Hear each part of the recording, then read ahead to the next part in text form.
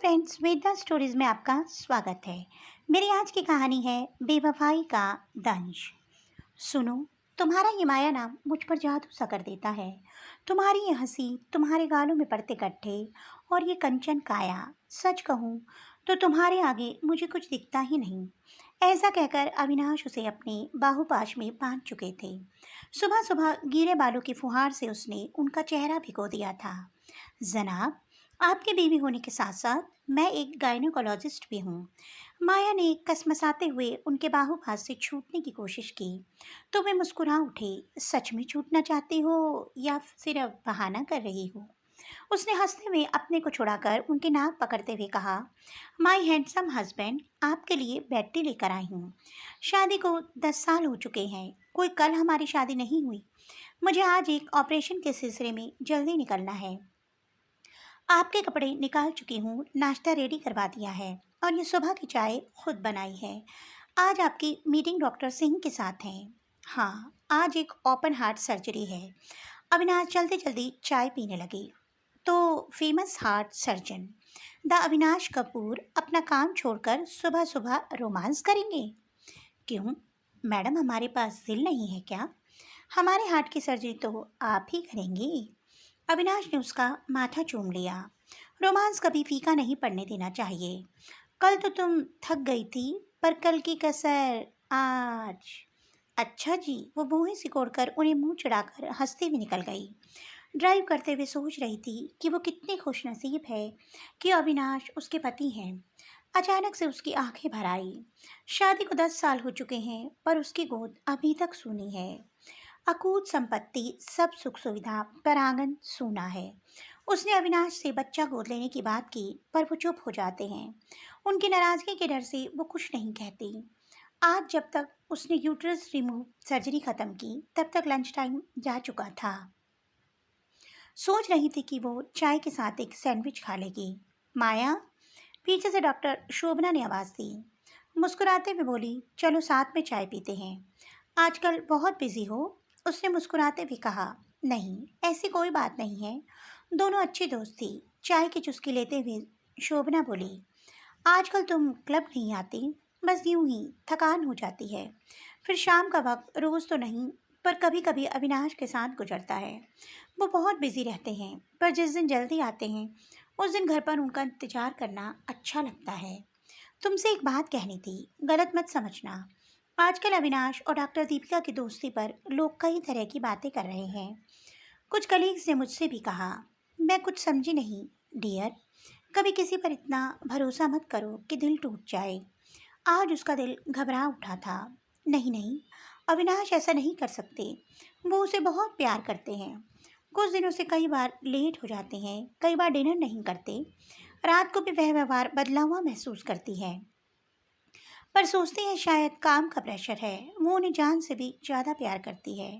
नहीं नहीं, हम दोनों के बीच किसी तीसरे के लिए कोई जगह ही नहीं है। छी, मेरा मन भी खराब कर दिया। उसने अपने सिर को झटका दिया। ऐसा सोचते हुए वो डू नॉट डिस्टर्ब के साइन को अनदेखा करते हुए अविनाश के रूम में चली गई। वहाँ का नज़ारा देखकर उसके पैरों तले ज़मीन खिसक गई। दीपिका अविनाश के बेहद करीब थी, अविनाश के कंधे से चिपकी हुई। अविनाश ने उसे सीने से लगा रखा था। उसकी अप्रत्याशित उपस्थिति से दोनों हड़बड़ा गए। दीपिका को अनदेखा करते हुए वह अविनाश से बोली, मैं घर जा रही हूँ, आपको यही बताने आई थी। आधा घंटे बाद अविनाश घर पहुँच गए। वो बहुत रो चुकी थी। अविनाश रूम में आए और उसके बगल में बैठ गए। कुछ लम्हे खामोश गुजर गए। मुझे तुमसे कुछ कहना है। उन्होंने उसके कंधे पर हाथ रखा। उसने उनका हाथ झटक दिया। माया, दीपिका और मैं तो धोखा देने की क्या ज़रूरत थी? आज तक हमेशा आपकी हर इच्छा पूरी की है, तो ये भी। उसके आंसू बह चले। कब से चल रहा है ये सब? हम दोनों पिछले 6 महीनों से एक साथ हैं। अविनाश का स्वर डूबा हुआ था। वो मेरे बच्चे की माँ बनने वाली है। क्या? अचानक से अपने आंसू पोंछकर वो हंस पड़ी। अविनाश हैरत से उसे देखने लगे। वो थके कदमों से खड़ी हुई। उसने अलमारी का लॉकर खोला, उसमें से एक फाइल निकाली और अविनाश के आगे रख दी। खोलिए। कुछ साल पहले मैंने अपना चेकअप करवाया था। उसी की रिपोर्ट है। अविनाश ने कांपते हाथों से फाइल खोली। पढ़ते पढ़ते उनके चेहरों का रंग उड़ गया। माया की रिपोर्ट बिल्कुल सही थी। उसके अंदर कोई कमी नहीं थी। तो क्या कमी उनके अंदर है? तो फिर वो बच्चा? अविनाश के मुंह से निकला, अपनी जांच जरूर करवाइए। माया ने शांत स्वर में कहा, मैं आपको चोट नहीं पहुंचाना चाहती थी, इसीलिए चुप रही। चाहती तो आपको सब कुछ बताकर आपको टेस्ट करवाने के लिए कह सकती थी। कभी कहने का सोचा भी, पर आप हर्ट ना हो इसलिए चुप हो गई। बच्चा गोद लेने की बात पर हर बार आपकी चुप्पी को आपकी ना का इशारा समझती रही। और मैं बेवकूफ़, मुझे तो प्यार के आगे मुझे कभी कुछ दिखा ही नहीं। परिवार के ताने जो कुछ सहा, सब आपके लिए, क्योंकि आप पर इल्ज़ाम लगना मैं बर्दाश्त नहीं कर सकती थी। उसकी हिचियाँ बंध गई। खैर कोई बात नहीं। आपको आपके होने वाले बच्चे की बहुत बहुत बधाई। पर अब मेरा और आपका रिश्ता मैं यहीं ख़त्म कर रही हूँ। हाँ, एक वादा आपसे करती हूँ कि आपकी ये सच्चाई कभी किसी को पता नहीं चलेगी। ये सब उस बेपनाह मोहब्बत की खातिर जो मैंने आपसे की थी। मैं एक सफल डॉक्टर हूँ। आपसे किसी चीज़ की कोई इच्छा नहीं है। हमेशा खुश रहिएगा। अपने होने वाले बच्चे के लिए, दीपिका के लिए एक व्यंग के साथ। ऐसा कहकर वह अविनाश को उनके धोखे के साथ एक झटके में पीछे छोड़कर बाहर निकल गई।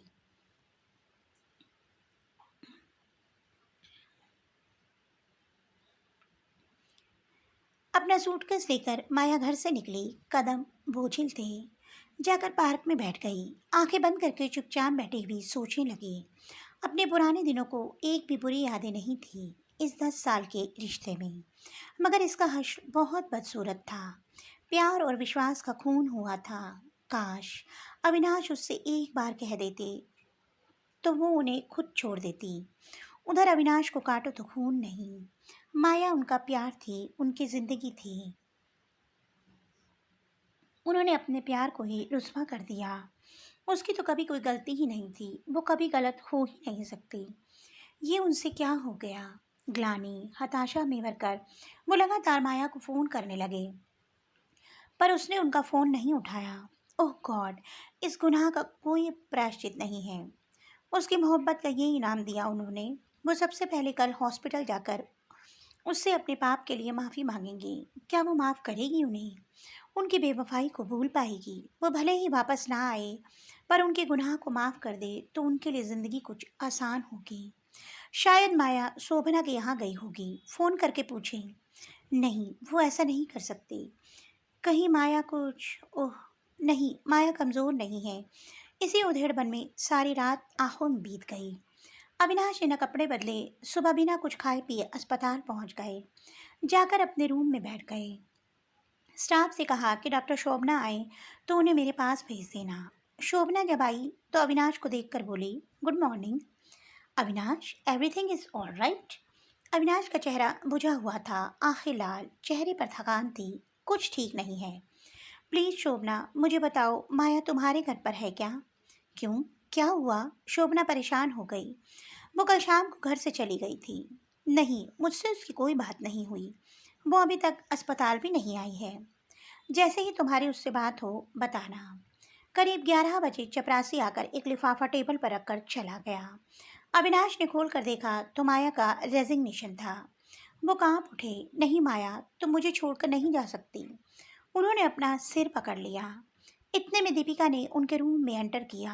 आते ही उनके सामने बैठ गई। अविनाश ने उसे चौंक कर देखा। गुस्से में बोल उठे, ये सब क्या है? मेरे रूम में बिना नॉक किए मत आया किया करो। क्या? अब मुझे आपके रूम में आने की परमिशन लेनी होगी? मैं मुस्कुराते हुए बोली, बिल्कुल। तुम मेरे पास बिना मेरी इजाज़त के नहीं आ सकती। क्यों? इससे पहले तो तुमने कभी ऐसा नहीं कहा था, पर अब कह रहा हूँ, दूर रहो मुझसे। दीपिका का चेहरा गुस्से से लाल हो गया। मैं कोई तुम्हारे दिल बहलाने का साधन नहीं हूँ। मुझे यूज़ एंड थ्रो समझने की भूल मत करना। तुम्हारी सारी इज्जत मिट्टी में मिलाकर रख दूंगी। सारी दुनिया को चीख चीख कर बताऊंगी कि मैं तुम्हारे बच्चे की माँ बनने वाली हूँ। मुझे माया समझने की भूल मत करना। वो तुम पर आंखें बंद करके विश्वास करती रही, और तुमने उसके साथ क्या किया? धोखेबाज इंसान। अगर अपना भला चाहते हो तो माया को तलाक देकर मुझसे शादी कर लो। अविनाश का गुस्सा 7वें आसमान पर पहुंच गया। ठीक है, तुमसे शादी करूंगा। माया को डिवोर्स दे दूंगा, पर बच्चा होने के बाद। ये सब होगा। सबसे पहले बच्चे का डीएनए टेस्ट होगा। क्या तुम्हें मुझ पर शक है? दीपिका ने लगभग चीखते हुए कहा। सबूत चाहिए तुम्हें, घटिया इंसान। मैं तुम्हारा पीछा नहीं छोड़ूंगी। मैं धड़धड़ाते हुए बाहर निकल गई। डॉक्टर अविनाश सोचने लगे कि यह मेरा माया के प्रति प्यार है या फिर उसने जो बचाया है उस सच का असर। अगर मैंने उससे सच्चे मन से चाहा होता तो मैं ये गुनाह कभी नहीं करता। 6 महीने तक मैं उसे धोखा देता रहा। प्यार तो उसने किया मुझसे, बिना किसी स्वार्थ के। मैं उससे नजरें कैसे मिलाऊंगा? वो फिर से माया का फ़ोन ट्राई करने लगे। दूसरी तरफ से सुनाई दिया कि this number does not exist. तो माया ने मुझे छोड़ दिया। वो ऐसा नहीं कर सकती। उसे पता है मैं उसके बगैर मर जाऊंगा। वो बड़बड़ाने लगे। उन्होंने अपना कोट उठाया और सीधे बाहर निकल गए। जहाँ जहाँ उसे तलाश करते थे, उसे तलाश करते रहे,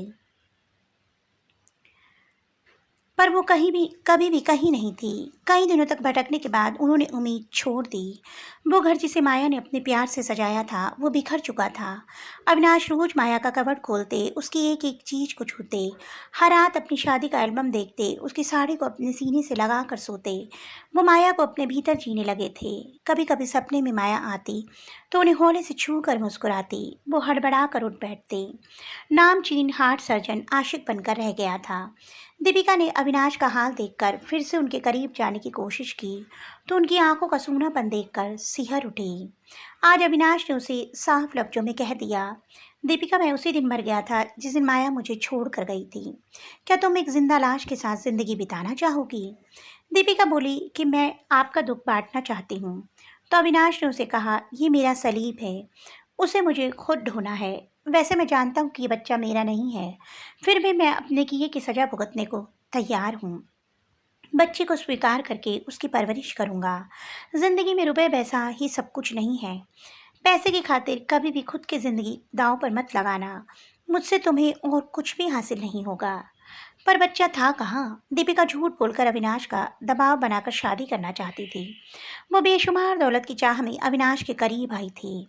अविनाश अस्पताल में दीपिका और डॉक्टर कश्यप के बीच उड़ती अफवाहों के बारे में सुन चुके थे, पर उस समय उन्होंने इन पर यकीन नहीं किया था। मेरी एक गलती ने मुझे कहाँ से कहाँ लाकर खड़ा कर दिया। इतना कहकर वो वहाँ से निकल पड़े। घर आकर निढाल होकर सोफे पर लेट गए। सोचने लगे, सिर्फ एक बार तुमसे मिलना चाहता था माया। तुम्हें वापस पाने के लिए नहीं, उसका हक तो मैं खो चुका हूँ। तुम्हें तकलीफ पहुँचाने के लिए माफ़ी मांगना चाहता था।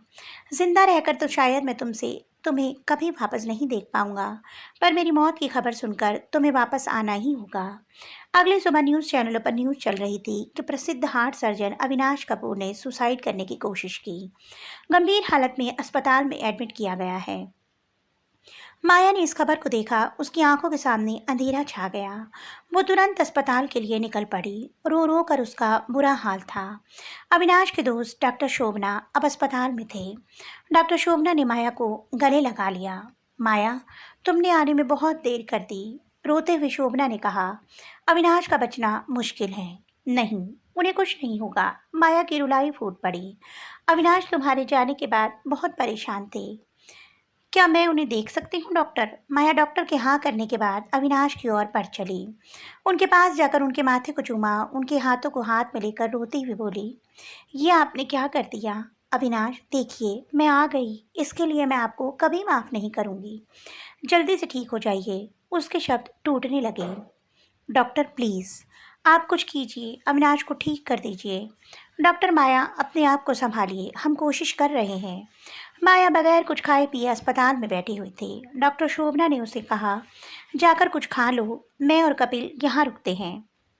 नहीं, मैं कहीं नहीं जाऊंगी, अविनाश को होश में आने दो। डॉक्टर शोभना ने वहीं पर चाय मंगवा ली।